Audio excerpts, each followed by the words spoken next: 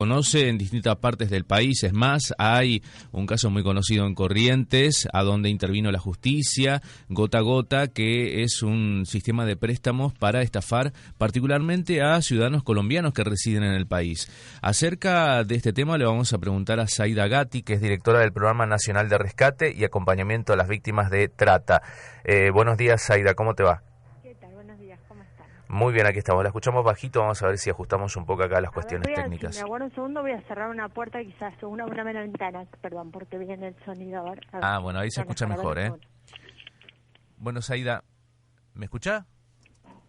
Se fue a cerrar la ventana. Se fue a cerrar la ventana. Debe estar con el teléfono ¿Ahí fijo. me escucha mejor? Sí. Bueno. Pero era el ruido del ambiente. Bueno, Zaida, en primer lugar, ¿cómo es el procedimiento del préstamo denominado Gota a Gota? Lo más característico que hemos tenido, porque realmente cuando hay una modalidad delictiva, en general, y si da por supuesto el resultado que esperan los tratantes, en general se repite casi calcado, con lo cual les voy a dar un ejemplo que sirve casi para la mayoría de los casos. Primero es la captación por medio de una oferta laboral engañosa, y en el 95% de los casos la captación la hace una persona de la misma nacionalidad que las personas que después van a ser víctimas. Uh-huh. En este caso, ustedes mencionaban en la introducción que eran la mayoría de nacionalidad colombiana. Bueno, esto se comenzó a detectar en nuestro país en el año 2009, tuvimos el primer caso, y era un caso pequeño al lado de todo lo que vino después, porque después hubo una investigación, y aquí hay dos delitos asociados. Uno tiene que ver con el lavado de activos y el otro tiene que ver con la trata de personas, delitos que son absolutamente asociados. ¿Cómo funciona para que las víctimas sean tan fácilmente engañadas? Ellos los traen, primero, son connacionales, con lo cual eso les genera un vínculo de confianza. Ese es el primer punto. El segundo punto, que es importante, es que ellos consideran que están en una cooperativa de trabajo. Sí. Este es el engaño mayor cuando están en la República Argentina, porque cualquier persona que no conoce, ustedes en Misiones la verdad que tienen mucho conocimiento de lo que es el delito de trata, pero una persona que no conoce mucho dirá cómo existe la trata de personas en una venta ambulante. Sí. ¿No? Debe ser, casi es la pregunta de todos los paneles, ¿no? ¿Por qué no se escapan? En realidad no se escapan porque ellos creen que están trabajando por su propio negocio. Uh-huh. Entonces, lo que hacían era fabricar muebles y canastos, y esto salir a venderlos por todo el país. El operativo más grande que se hizo en el año 2014, creo que se allanaron domicilios particulares y fábricas en 11 provincias en todo el país. ¿Y entre esas está la provincia de Misiones? Por supuesto. Lamentablemente teníamos la base en Córdoba, pero esto estaba diseminado por varias provincias. En el norte teníamos en Misiones, tuvimos uno muy chiquitito en Salta, que ese como era en Orán y era más lejos de llegar, tuvieron tiempo de escaparse, cerrar todo e irse. Es una organización muy grande que funciona de este modo, o sea, funciona engañándolos con la oferta de lo que van a ganar, y con este engaño de la falsa cooperativa.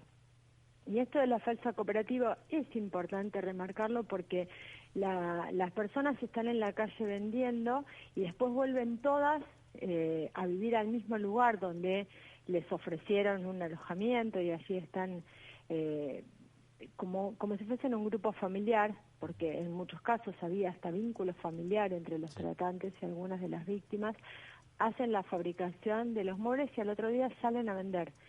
Y quizás a nadie les llamaba la atención. Ahora, con esta nota y ustedes lo que van a hablar y todo lo que se ha difundido este último tiempo, se habla mucho más. En el 2014 duró muy poquito, Le explico una cosa. Aquí nosotros en los barrios de Posadas hemos visto solemos ver en varias oportunidades, yo hace rato no los veo, pero sí personas que trasladan muebles en motocicletas, en aparatos tirados por motocicletas. Sí. Estas personas serían las víctimas del sistema de gota a gota. Exactamente, son las víctimas, y yo ahora justamente iba a mencionar el tema de las motocicletas, porque las motocicletas las compran con el dinero que ganan cada, o sea, por ejemplo, un día de ventas, ¿no? Sí. Un día de ventas recaudan X cantidad de dinero, eso va a una caja común, y dicen, vamos a comprar motos para seguir vendiendo. Por eso es la concepción que tienen tan arraigada de la cooperativa. Entonces, reinvierten su dinero en una motocicleta para poder vender mejor. El tema es que como esto se va extendiendo en el tiempo, nunca van a llegar a cobrar, que ese es el engaño, porque hay otras personas que están no voy a decir en la cabeza de la organización, sino en eslabones más elevados de la organización, que son quienes realmente se hacen del dinero. Esta investigación, la primera, la original, se comienza al revés, comienza por un lavado de activos que se detectó una evasión impositiva, después siguió por lavado de activos y se terminó descubriendo de dónde provenía eso. Esto lo comenzó un fiscal de la provincia de Córdoba. Las víctimas, como la mayoría de las víctimas de trata de personas, están en situación de vulnerabilidad absoluta, trabajan muchas horas por día en la calle, y ellos tienen un mismo sistema en todas las provincias, que es un sistema de cobro a domicilio, ¿no? O sea, ellos venden en la calle, ellos venden en los domicilios, y después hay otro que pasa a cobrar. Sí. Están muy bien organizados y del mismo modo en todo el país, lo que no significa de ninguna manera que sean quienes ustedes ven en las motitos los dueños o los trabajadores. ¿Y qué pasó con esas víctimas que, fueron rescatadas, digamos, de este sistema gota a gota? Mire, nosotros estuvimos en Buenos Aires, estuvimos a resguardo en un refugio que tenemos en la ciudad de Buenos Aires. Lamentablemente a muy poca cantidad de víctimas, porque la gran mayoría no aceptaron. Estamos hablando de personas mayores de edad y que estaban en total convencimiento que se les estaba dejando sin una fuente de trabajo. Así lo que hicimos fue trabajar con el Consulado de Colombia, trabajar en ese caso en particular, porque eran aproximadamente 250. Fue muy difícil trabajar en ese momento con Colombia, porque el cónsul tampoco podía llegar a comprender cuál era la situación, y se consideraba que se los estaba casi expulsando del país, cuando en realidad Argentina tiene una ley migratoria muy abierta, y no se expulsa a nadie, todo lo contrario, o sea, es un país de puertas abiertas. Es decir, que para ellos no estaban cometiendo un delito, sino que estaban trabajando de manera irregular nada más. En realidad ni siquiera estaban trabajando de manera irregular, porque nosotros comprendíamos que no estaban trabajando. Ese era el punto. O sea, para ellos les estamos quitando la fuente de trabajo, porque si vamos a pensar en la irregularidad, la verdad es que si hay alguien que puede presentar algún tipo de papel, porque una organización tan grande tiene un respaldo en documentación, un respaldo respecto de algo, por ejemplo, aunque tenga una razón social que no sea la real, son esas razones sociales que van modificándose en el tiempo, van cambiando una vez cada 2 años. O sea, por eso hablo de una organización grande. Una organización grande, porque no solo hay una explotación del ser humano, sino todos los agregados. Un ejemplo para que se entienda bien cuál es la situación de estas víctimas tan vulnerables. Nosotros tuvimos, de las personas que estaban a resguardo, un señor que tenía en ese momento 54 años, estaba muy mal de un pie, pero realmente estaba muy lastimado, tenía una infección, y tuvo que quedar internado en el hospital de la zona de donde se lo rescató, y lo llamaron por teléfono. Entonces lo llama por teléfono un pariente que le dice que ya lo va a ir a buscar, que en 1 hora se prepare porque lo iba a ir a buscar. Él estaba con custodia del Programa Nacional de Rescate, estaba con la profesional que lo estaba asistiendo y asistimos hasta el último momento, y él se quería ir. Empezó a charlar con la profesional y en un momento dice, bueno, es que ya me va a venir a buscar mi primo. ¿Y dónde está tu primo?, le dice la psicóloga. Le dice, está en Colombia, pero ahora ya está tomando, dice, y en 2 horas va a estar acá. Entonces le tuvo que explicar, incluso mostrarle el tiempo que demoraba una persona en viajar desde Colombia hasta Buenos Aires y graficarle la imposibilidad de que eso fuese cierto. La realidad es que esa persona estaba acá en Argentina y la estaba viniendo a sacar porque ese señor iba a ir a declarar, y con la inocencia que tienen, cuentan sin saber que están contando un delito.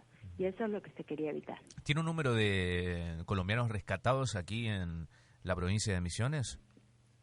No lo tengo discriminado por provincia. La verdad es que no lo tengo.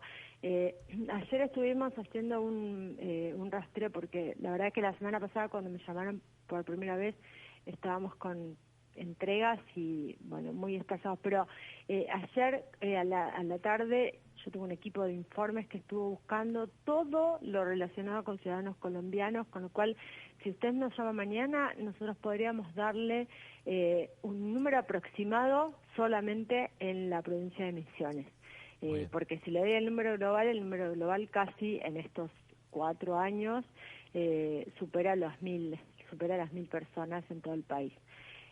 Lo que no hay claramente es todavía no hay juicio, no hay sentencia, hay algunos procesamientos y la investigación nunca culminó.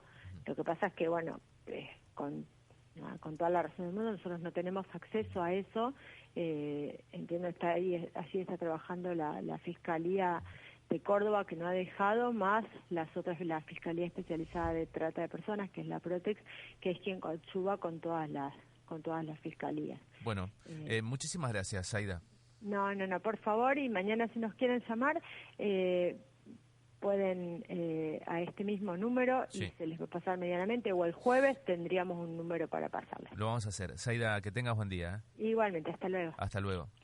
Escuchábamos a Zaida Gatti, ella es directora del Programa Nacional de Rescate y Acompañamiento a las Víctimas de Trata, sobre el caso de estafas a ciudadanos colombianos a través de este sistema de préstamos usureros gota a gota, que también tiene que ver con esa venta ambulante de muebles que uno suele ver en los barrios posadeños, seguramente en los barrios del interior de la provincia también habrá pasado, pero está todo relacionado, según nos confiaba la funcionaria Zaida Gatti.